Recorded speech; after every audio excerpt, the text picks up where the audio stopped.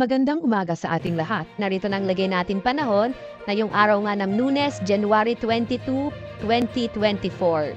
Sa ating latest satellite images, makikita ho natin na patuloy ang epekto ng Northeast Monsoon o itong hanging amihan na tinaasahan natin, lalong-lalo na sa mga susunod na araw ay patuloy na makakaapekto at lalakas pa itong hanging amihan na maaaring makaapekto hindi na lamang dito sa Luzon at maaari itong umabot hanggang sa Kabisayaan. Samantala naman, sa iba pang bahagi na ating bansa, makararanas pa rin ng mga isolated rain showers and thunderstorms, partikular na sa bahagi ng Visayas at dito sa may bahagi rin ng Mindanao. Sa ngayon nga, base sa ating pinahuling mga datos ay wala pa rin tayong nakikita anumang low pressure area na maaring maging bagyo sa mga susunod na araw. Wala pa tayong LPA na minomonitor sa loob at labas ng Philippine Area of Responsibility.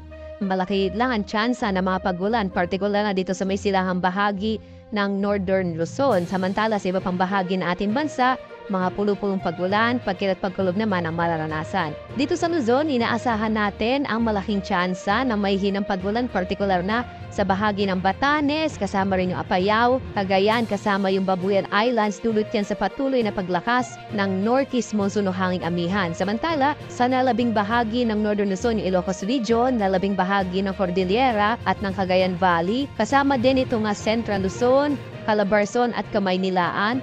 Inaasahan natin yung posibilidad ng pulupulong may hinang pagulan pero dahil pa rin sa epekto ng Northeast Monsoon, posibleng patuloy ho na medyo malamig pa rin yung gabi na ating mararanasan. Sa nalabing bahagi naman ng Luzon, itong Bicol Region at Mimaropa, mga isolated rain showers and thunderstorms ang maaaring maranasan. Nakikita din natin itong bahagi ng Bicol Region at Quezon Province sa masunod na araw posibleng malaking tsansa ng mga pagulan. Epekto pa rin yan ng Northeast Monsoon o hanging amihan.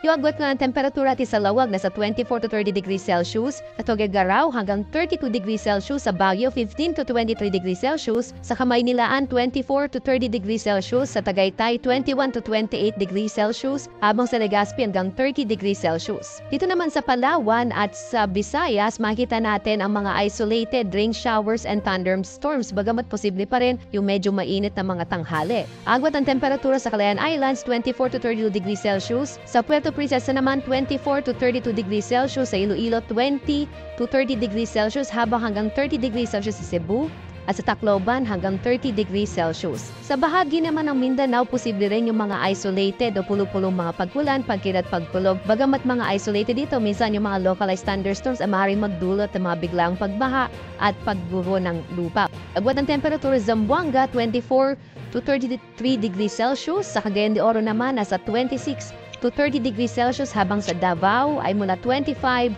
to 32 degrees Celsius. At dahil nga sa hanging amihan, may nakataas pa rin tayong gale warning. Ito yung babala natin sa malalakas na pag-alon ng karagatan. Delikado pa rin na maglayag yung mga maliliit sa sakyang pandagat at maliliit na mga bangka, partikular na sa mga baybayin ng Batanes, Cagayan, kasama yung Babuyan Islands, Ilocos Norte at Ilocos Sur. Iwasan mo ng pumalawat para makaiwas din sa mga aksidente na dulot ng malalakas na pag-alon ng karagatan. Ito ay dulot din ng Northeast Monsoon o hanging amihan. At narito naman ating inaasahang magiging lagay ng panahon sa mga susunod na araw dito sa Kamaynilaan, sa Baguio City at Legazpi. Inaasahan natin yung patuloy na epekto ng Northeast Monsoon o hanging amihan, habang sa Legazpi sa bahagi ng Bicol ay posible ang mas malaking tsansa ng mga pagulan pagdating na araw ng Miyerkules at Huwebes dulot ng Northeast Monsoon. Agwat nga ng temperatura natin sa Metro Manila mula 23 to 30 degrees Celsius, sa Baguio maaari pang bumaba ang temperatura mula 14 to 23 degrees Celsius, habang sa Legazpi City ay mula 23 to 30 degrees Celsius.